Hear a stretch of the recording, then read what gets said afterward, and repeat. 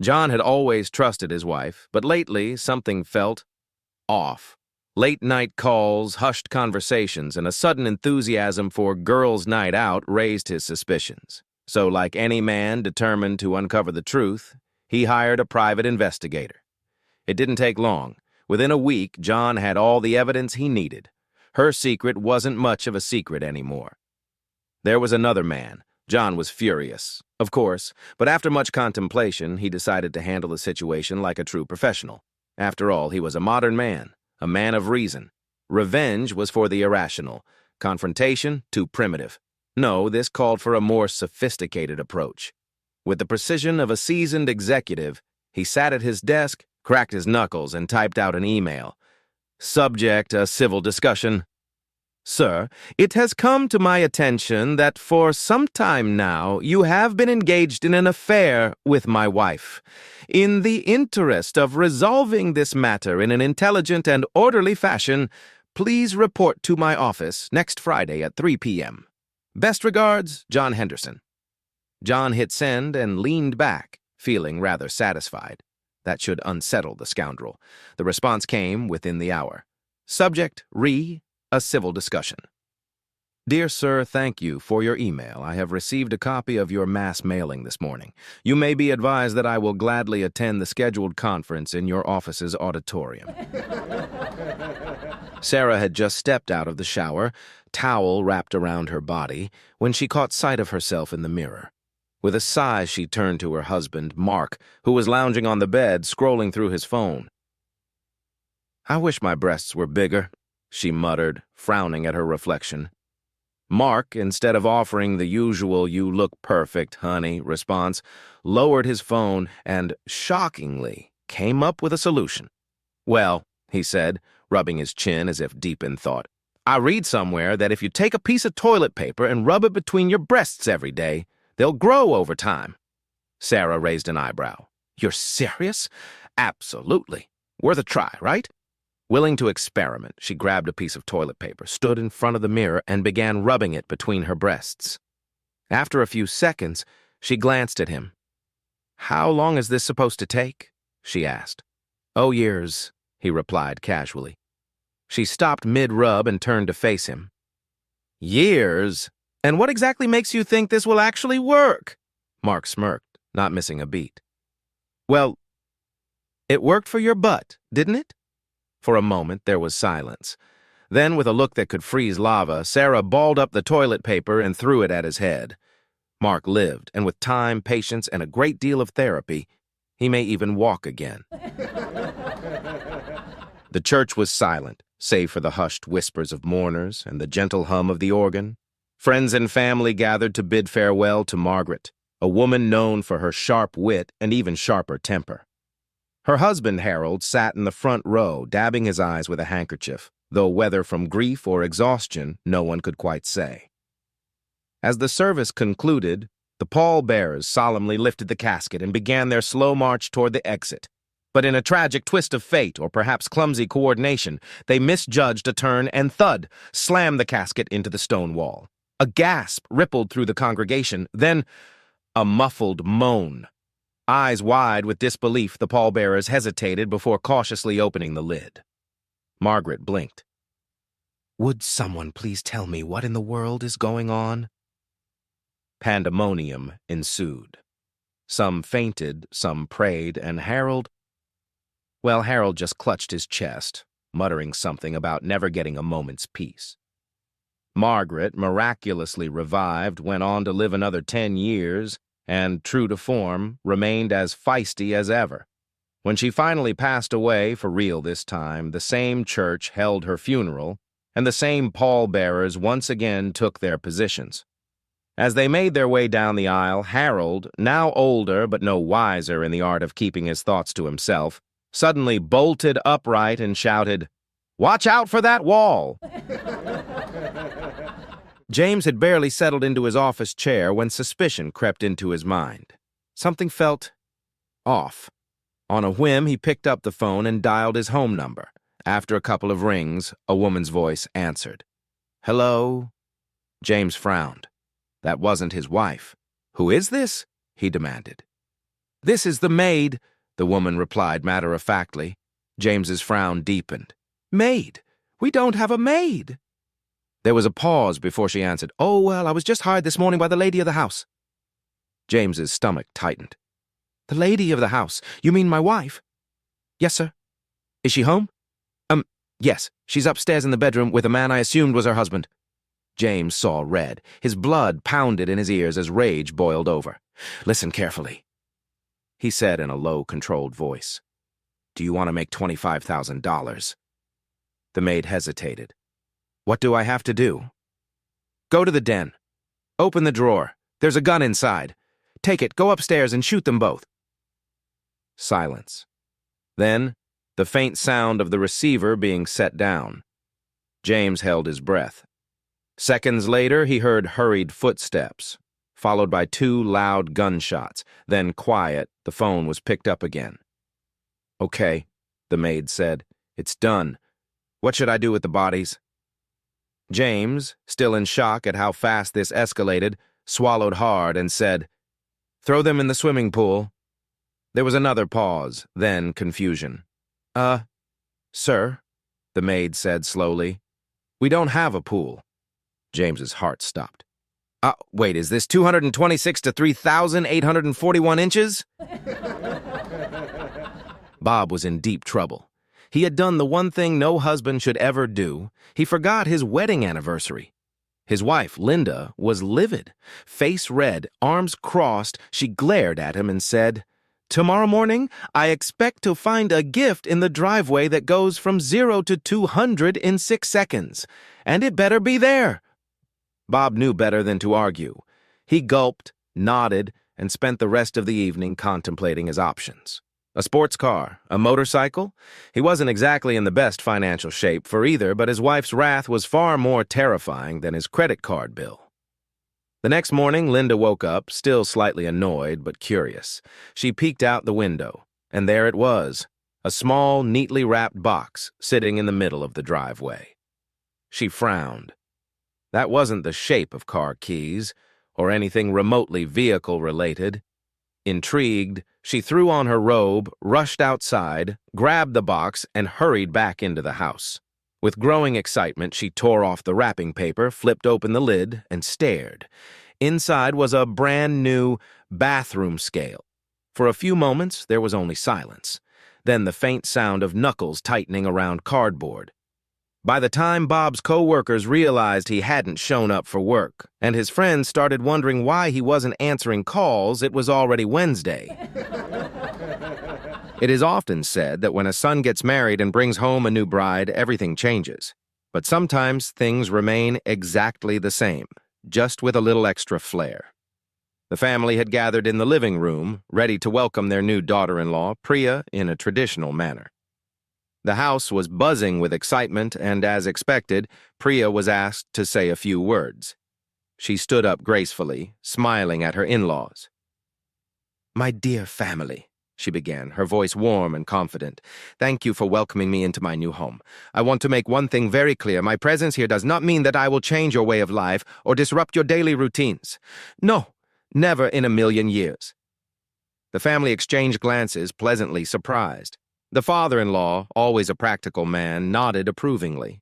"That is very thoughtful of you, my child, but what exactly do you mean?" Priya turned to him and, with a charming smile, elaborated. "What I mean is this. Those who used to wash the dishes, you should continue washing them. Those who handled the laundry, please don't stop on my account. The ones who cooked, keep up the good work. And of course, those who used to clean should absolutely carry on cleaning." There was a moment of silence as everyone processed her words. Then the mother-in-law, ever the sharp one, narrowed her eyes.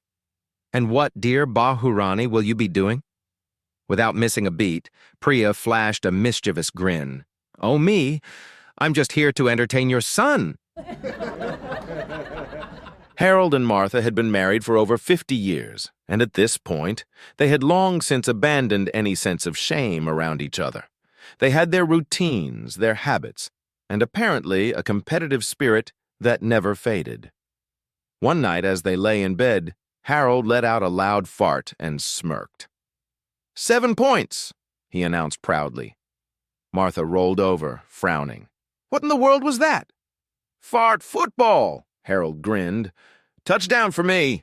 Martha huffed, but wasn't about to let her husband claim victory so easily. A few moments later, she lifted a cheek and let one rip. Touchdown, tie score, she declared triumphantly. Harold chuckled, impressed.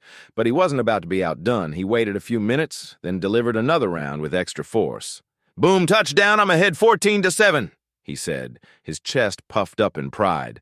Martha narrowed her eyes. This was war now.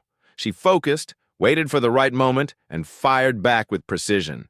Touchdown! Tie score again, she said smugly. A few seconds later, she released a small, high-pitched squeak. Field goal! I lead 17-14, she added, grinning at her stunned husband. Harold felt the pressure, literally and figuratively. Losing to Martha was simply not an option. He took a deep breath, clenched his fists, and strained with everything he had.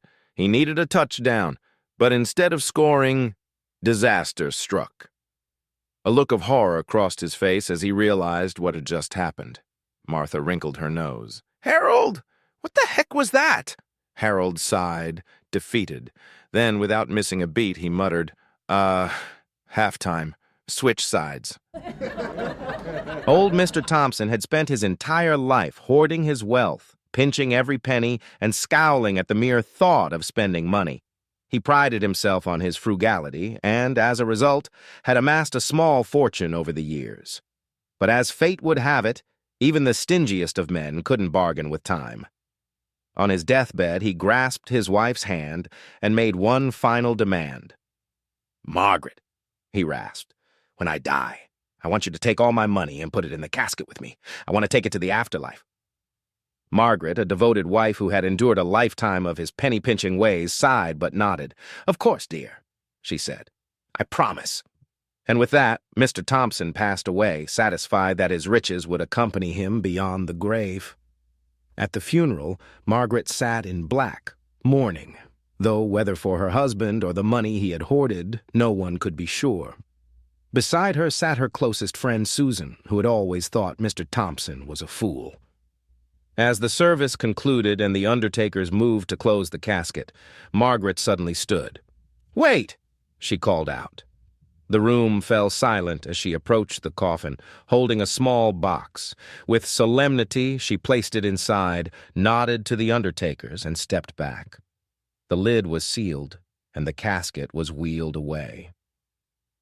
Susan leaned in, whispering urgently, Margaret, please tell me you didn't just put all that money in there with him. Margaret folded her hands primly and replied, I promised him I would, and I'm a woman of my word. Susan's jaw dropped. You mean to tell me you actually put every last dollar in the casket with that miser? Margaret smiled sweetly. Absolutely. I gathered it all, deposited it into my account, and wrote him a check. If he can cash it, he can spend it. James should have known better than to procrastinate when his wife, Laura, was in one of her hostess-mode frenzies. The dinner party was a big deal. Important guests, fancy table settings, everything had to be perfect. Just as she was doing a last-minute check, her eyes widened in horror. James, the snails! I forgot to get the snails for the appetizer, she gasped. James, who had been hoping to avoid any responsibilities, groaned. Snails? Really? Yes, snails. Now please go down to the beach and collect some, and hurry. Muttering under his breath, James grabbed a bucket and trudged toward the beach. He wasn't thrilled about playing hunter-gatherer for mollusks, but he had little choice. As he was scooping up snails, he heard a familiar voice.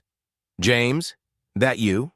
He turned to see his old pals, Mike and Dave, lounging by a beach bonfire, beers in hand. Come on over, Mike called. One drink won't hurt? James hesitated. He had a job to do, but it's just one drink. One drink turned into two. Two turned into stories, laughter, and another round. Before he knew it, he was deep in conversation. Snails completely forgotten. Hours later, in the middle of a story about their college days, James suddenly sat bolt upright. Oh, no, the dinner party. His friends burst out laughing as he frantically grabbed his bucket and sprinted up the beach, sand flying behind him. He ran up the apartment steps 2 at a time, panting, trying to come up with an excuse. But in his rush, disaster struck. Just as he reached the top, he tripped. The bucket flew from his hands and snails tumbled everywhere, bouncing down the stairs. At that exact moment, the door flung open. There stood Laura, arms crossed, eyes shooting daggers. "Where have you been?" she demanded. James, heart pounding, looked down at the scattered snails, then back at his furious wife.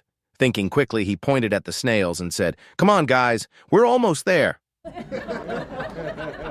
Sadie and Rose sat side by side under the humming hairdryers at their favorite salon, flipping through magazines and catching up on the latest gossip. After a few moments, Sadie leaned over and asked, "So, Rose, how's that daughter of yours doing?" "Oh, she's wonderful," Rose beamed. "She married such a fantastic man. He's got a high-paying job in the city, so she doesn't have to work anymore. She stays at home, but she never has to cook because he takes her out to dinner every night. She doesn't have to clean a thing. He hired her a maid. And the best part, she never has to stress about the kids because he got her a full-time nanny." Sadie nodded, smiling politely. "Sounds like she's got it made." Rose sighed contentedly. "Oh, she does, and she deserves it." After a moment, Rose turned the question back. "And how's your son doing?" Sadie's face darkened. "Oh, don't get me started," she groaned. "His life is a nightmare. He married the laziest woman on earth. She refuses to cook, so she forces him to take her out to dinner every night. She won't lift a finger around the house, so she demanded he hire her a maid. And she doesn't even look after their kid. Nope, she made him get a full-time nanny. Poor boy is working himself to the bone just to keep up with her ridiculous lifestyle." Rose blinked. "Wait a minute. Isn't that the same situation as my daughter's?" Sadie sniffed. "Of course not. My son got stuck with a selfish woman. Your daughter just married well." As the dryers buzzed, the two women exchanged looks, then burst into laughter. Joe had always lived a simple life. Single, living at home with his aging father, and working in the family business, he had little excitement outside of his routine. But everything changed the day he learned a very important fact. When his sickly father passed away, he would inherit a staggering $20 million. It didn't take long for Joe to realize something. What good was a fortune if he didn't have someone to share it with? He needed a wife. One evening at an upscale investment seminar, his eyes locked onto her, the most stunning woman he had ever seen.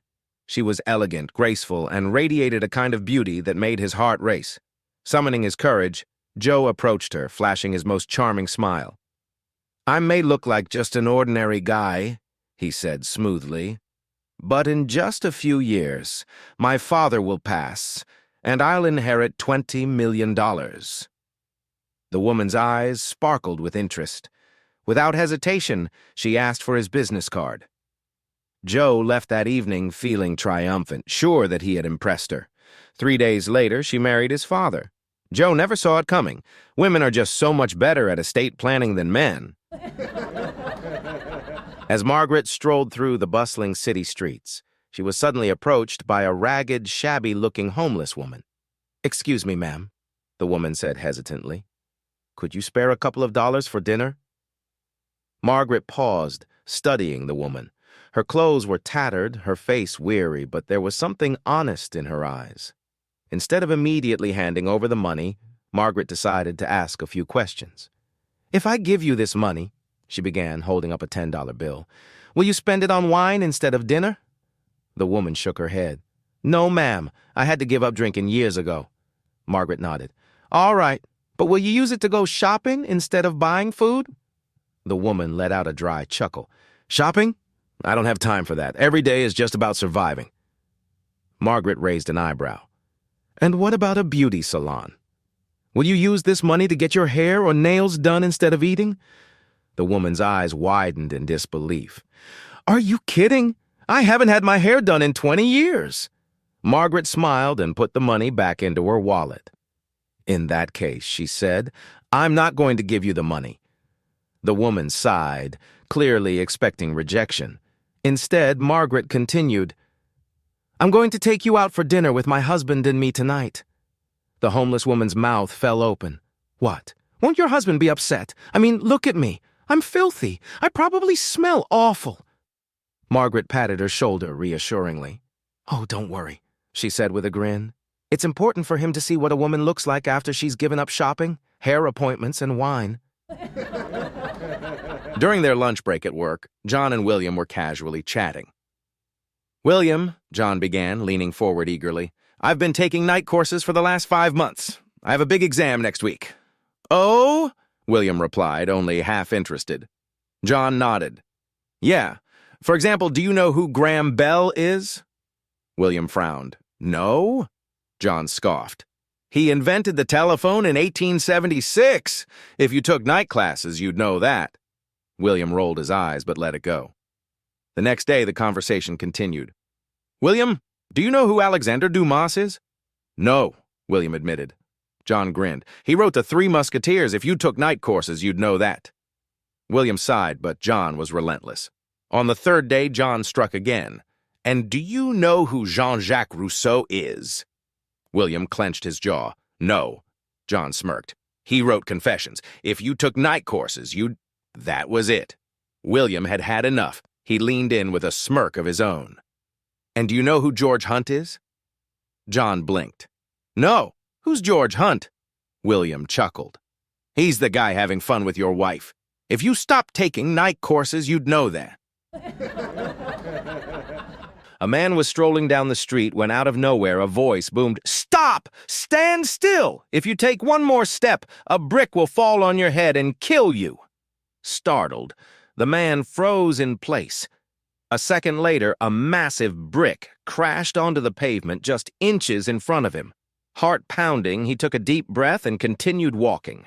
A few minutes later, he reached a busy intersection and stepped toward the road. Again, the mysterious voice rang out, "Stop! Stand still! If you take one more step, a speeding car will hit you and you will die." The man hesitated just as a car came screeching around the corner, barely missing him. Shaken, he looked around and called out, Who are you? I am your guardian angel," the voice replied. The man thought for a moment, then scowled. "Oh, yeah? And where the hell were you when I got married?" During class, the teacher noticed 3 boys giggling in the back. Teacher: "What's so funny?" Boy 1: "I saw a strap of your bra." The teacher frowned. "That's it. You're suspended for a week." Boy 2 chuckled. Teacher: "And you? What are you laughing at?" Boy 2: "I saw both straps." The teacher's eyes widened. "A whole month for you." Just then, as the teacher bent down to pick up a piece of chalk, little Johnny quietly stood up and grabbed his backpack. Teacher: "And where do you think you're going, Johnny?" Johnny let out a deep sigh. "Miss, I think my school days are over." When Dave sat in the doctor's office, he wasn't expecting life-altering news, but as he listened, the words hit him like a freight train. "I'm sorry, but you have only 24 hours to live." Shaken, Dave stumbled home to break the news to his wife, Linda. Tears were shed, hugs were shared, and after an emotional silence, he looked at her with pleading eyes. "Linda," he said, voice trembling, "since I only have 24 hours left, could we, make love? One last time?" Overcome with emotion, she nodded. "Of course, darling." And so they did. A few hours later, as they lay in bed, Dave turned to her again. "Sweetheart, I only have 20 hours left now. Can we do it again?" Touched by his desperation, she sighed and agreed. More hours passed, and as the night deepened, Linda finally drifted into an exhausted sleep. But at 4 a.m., Dave nudged her awake. "Baby, I only have 12 hours left," he whispered. With a deep sigh, she rolled over. "Fine." They made love once more, and she collapsed back into sleep. Then, just before dawn, Dave shook her shoulder again. "Linda, my love, only 8 hours left now. One last time." Linda sat up, her hair a mess, her eyes barely open. She stared at him for a long moment before groaning, "For heaven's sake, Dave, you don't have to get up in the morning, but I do."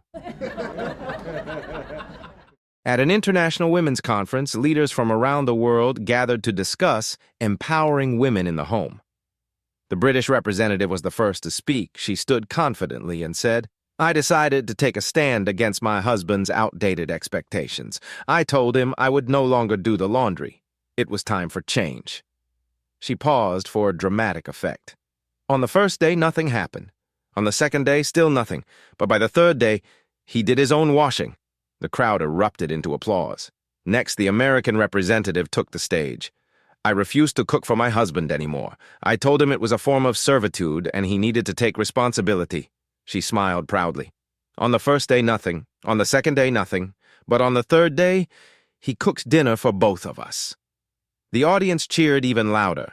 Then came the Australian delegate. She stepped up to the mic, took a deep breath, and said, I told my husband I would no longer do the grocery shopping. It was time for equality in our home.